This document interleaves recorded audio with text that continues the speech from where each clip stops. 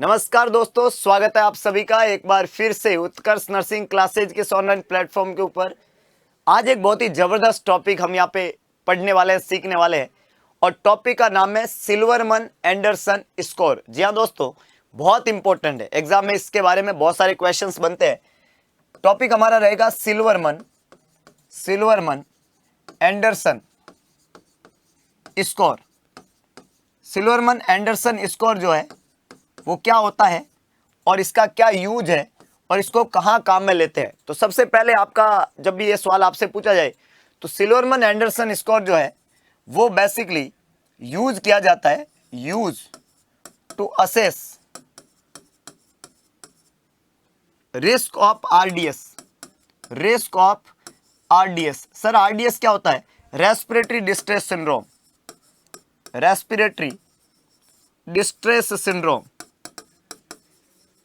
syndrome used to assess risk of RDS in preterm या premature baby.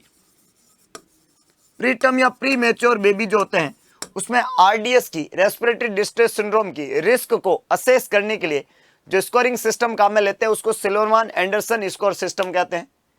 इस system के अंदर ये जो स्कोर है, ये स्कोर जितना ज़्यादा कम होगा आरडीएस की रिस्क उतनी ही कम है, जितना स्कोर ज़्यादा होगा आरडीएस की रिस्क उतनी ही ज़्यादा है। इस स्कोरिंग सिस्टम में, ये जो सिस्टम है इसमें स्कोर जितना कम होगा, less score lower the risk, less score lower the risk, कम है risk, lower the risk. More score, जितना ज़्यादा स्कोर होगा, more score higher the risk, higher the risk. Score जितना कम रिस्क उतनी ही कम, स्कोर जितना ज्यादा, कौन सा स्कोर? सिल्वरमन एंडरसन स्कोर, रिस्क उतनी ही ज्यादा देखने को मिलेगी आरडीएस की। आरडीएस का मतलब है रेस्पिरेटरी डिस्ट्रेस सिंड्रोम। दोस्तों ये जो स्कोरिंग सिस्टम है इसमें मिनिमम जो स्कोर रहेगा, मिनिमम इसके मतलब टोटल कंपोनेंट 5 होते हैं और मिनिमम स्कोर जो रहता है पांचों में अगर 0-0 हो तो स्कोर रहता है 0 और मैक्सिमम जो रहता है वो 10 है। तो 0 to 10 का स्कोर इसके अंदर रहता है। ये जो 0 है ये मिनिमम है और अगर ये मिनिमम है तो रिस्क सबसे लेस है, हमने बोला लेस रिस्क है। और अगर ये 10 है तो ये मैक्सिमम है और अगर स्कोर मैक्सिमम है तो रिस्क सबसे ज़्यादा है, higher the risk, severe respiratory failure, ऐसा हम बोलते हैं इस सिस्टम में। तो इसमें स्कोर में 5 कंपोनेंट है, वो कौन कौन से है? तो पहला कंपोनेंट होता है नेजल फ्लेरिंग, दूसरा कंपोनेंट होता है ग्रंटिंग, तीसरा कंपोनेंट होता है आपका जो है चेस्ट रिट्रैक्शन, चौथा कंपोनेंट है इंटरकॉस्टल रिट्रैक्शन और पांचवा कंपोनेंट है चेस्ट मूवमेंट। तो 5 कंपोनेंट है, chest movement, chest retraction, intercostal retraction, nasal flaring, nasal grunting. इसको क्विक समझने के लिए एक छोटे से चार्ट से हम आपको समझाना चाहेंगे और इसके सारे कंपोनेंट आपको याद हो जाएंगे। ये चार्ट क्या कहता है कि ये जो है इसमें 5 चीजें हम असेस करते हैं। पहला हमने आपको बताया कि इसके अंदर अपर चेस्ट का रिट्रैक्शन देखते हैं, लोअर चेस्ट का रिट्रैक्शन देखते हैं, इसमें जिफोइड स्टर्नम का रिट्रैक्शन देखते हैं, नेजल फ्लरिंग देखा जाता है और ग्रंटिंग देखा जाता है। तो 5 इसके कंपोनेंट है, chest retraction, intercostal retraction, nasal flirting, grunting. Minimum score हमने बोला 0 है, बीच का 1 है और मैक्सिमम स्कोर 2 हो सकता है। सबसे पहले हम चेस्ट के रिट्रैक्शन की बात करें तो अगर ये चेस्ट जो है इसका जो मूवमेंट है, अपर चेस्ट का मूवमेंट, वो मूवमेंट सिंक्रोनाइज्ड है। सिंक्रोनाइज्ड मतलब रेगुलर मूवमेंट है। चेस्ट वॉल ऊपर आ रही है एब्डोमेन के साथ में, एब्डोमेन और चेस्ट एक साथ ऊपर आ रहे हैं, एक साथ नीचे जा रहे हैं, इस पैटर्न को हम सिंक्रोनाइज्ड पैटर्न कहते हैं। अगर ऐसा नहीं हो रहा है और चेस्ट ऊपर आ रहा है, एब्डोमेन नीचे है, एब्डोमेन ऊपर आ रहा है, चेस्ट नीचे है, चेस्ट ऊपर आ रहा है, एब्डोमेन, अगर ये ऐसे चल रहा है ना, दोनों इस तरीके से चल रहे हैं मूवमेंट, इसको बोलते हैं respiratory lag, lag on inspiration. और अगर बिल्कुल इरेगुलर है इसको सीसॉ रेस्पिरेशन कहते हैं। ये पैटर्न बिल्कुल इरेगुलर वाला पैटर्न है। तो 0 नंबर अच्छा है और 2 नंबर बहुत खराब नंबर है, ऐसा हम यहाँ पे बोलते हैं। और यहाँ पे हम चेस्ट का मूवमेंट देखते हैं, अपर चेस्ट का। लोअर चेस्ट में देखते हैं उसका रिट्रैक्शन, और रिट्रैक्शन अगर नहीं हो रहा है, रिट्रैक्शन का मतलब गड्ढा बनना, अगर गड्ढा नहीं बन रहा है लोअर चेस्ट में 0 नंबर, अगर थोड़ा सा बन रहा है तो 1 नंबर, और बहुत ज्यादा बन रहा है, इसको मार्क्ड कहते हैं, तो 2 नंबर। लोअर चेस्ट में गड्ढा बनना, थोड़ा बनना, बहुत ज्यादा बनना, तो ये 0, 1 और 2। इसके बाद में जीपी स्टर्नम, या इसी को हम इंटरकोस्टल रिट्रैक्शन भी बोलते हैं।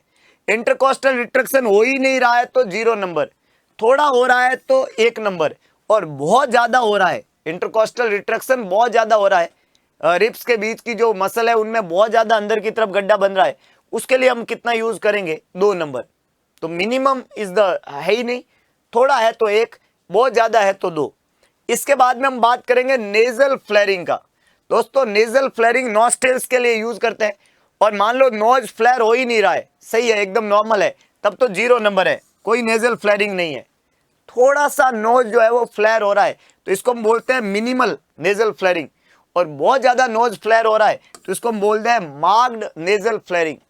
तो बहुत इंपॉर्टेंट एस्पेक्ट है कि नेजल फ्लेयरिंग कितना हो रहा है उसके आधार पर नंबर देना। फिर बात करते हैं हम एक्सपिरेटरी ग्रंटिंग की। ग्रंटिंग जो है वो सांस लेने के साथ में आवाज का आना। अगर आवाज नहीं आ रही है, देयर इज नो ग्रंटिंग, तो गुड, बढ़िया है, 0 नंबर है। लेकिन जो ग्रंटिंग तो हो रही है, ऐसे तो सुनाई नहीं दे रही है, लेकिन जब हम स्टेथोस्कोप लगा के सुनते हैं तो हमें सुनाई देती है। नॉर्मली स्टेथोस्कोप से भी नहीं सुनाई दे रही है, ग्रंटिंग है ही नहीं, तो अच्छी बात है। लेकिन हम स्टेथोस्कोप लगा रहे हैं और वहां पे ग्रंटिंग सुनाई दे रही है, ऑडिबल है, तो 1 नंबर है। और बिना स्टेथोस्कोप लगाए हुए दूर से ही पता चल रहा है कि बच्चे में ग्रंटिंग हो रही है, मतलब विद नेग्ड ईयर, विदाउट स्टेथोस्कोप, अगर आपको वहां पे ऑडिबल हो रही है ग्रंटिंग, तो उसको हम बोलते हैं 2 नंबर। तो यहाँ पे 0 is for no grunting, 1 is for audible with stethoscope, and 2 is for audible without stethoscope, भी ऐसे ही सुनाई दे रही है। तो ये यहाँ पे सिल्वरमैन एंडरसन स्कोर हुआ, जिसके अंदर हमने बोला ये आरडीएस के रिस्क को असेस करने के लिए प्रीटर्म या प्री मैच्योर बेबी में ये स्कोरिंग सिस्टम करते हैं। इसमें 5 कंपोनेंट है, एक तो chest movement, chest retraction, intercostal retraction, nasal flaring और ग्रंटिंग। मिनिमम मार्किंग 0 है, मैक्सिमम मार्किंग 2 है। नंबर में अगर बहुत इरेगुलर पैटर्न है तो 2, रेगुलर है तो 1, और बीच का है तो 2, है ही नहीं तो रिट्रैक्शन तो 0, थोड़ा है तो 1, बहुत ज्यादा है तो 2। इंटरकोस्टल रिट्रैक्शन है ही नहीं, थोड़ा है, बहुत है। यहाँ पे नेजल फ्लेयरिंग है ही नहीं, थोड़ा है, बहुत है, और ये है नहीं, ये है और बहुत है। याद रखिएगा, एक खास बात इसमें बता देते हैं कि जब हम इसका स्कोरिंग करते हैं तो ऐसा बोला जाता है कि अगर स्कोर जो है वो मोर देन 6 है तो बच्चे में सीवियर रिस्क है आरडीएस की, सीवियर रिस्क होती है आरडीएस की। जब स्कोर जो है वो 6 से ज्यादा है तो आरडीएस की बहुत ज्यादा रिस्क है। और स्कोर अगर 10 है, मान लो किसी बच्चे में स्कोर जो है वो कितना है, 10 है, तो उसमें रेस्पिरेटरी फेलियर है। क्या है उसमें, रेस्पिरेटरी फेलियर है। Silverman Anderson scoring system, it is used to assess the risk of RDS in a preterm और प्रीमैच्योर बेबी। तो आई होप है कि छोटा टॉपिक, लेकिन आपने उसमें सीखा होगा कि स्कोर जितना कम उतनी रिस्क कम, स्कोर जितना ज्यादा उतनी रिस्क ज्यादा। तो फिर मिलते हैं दोबारा, तब तक के लिए जय हिंद, जय भारत, जय मां का।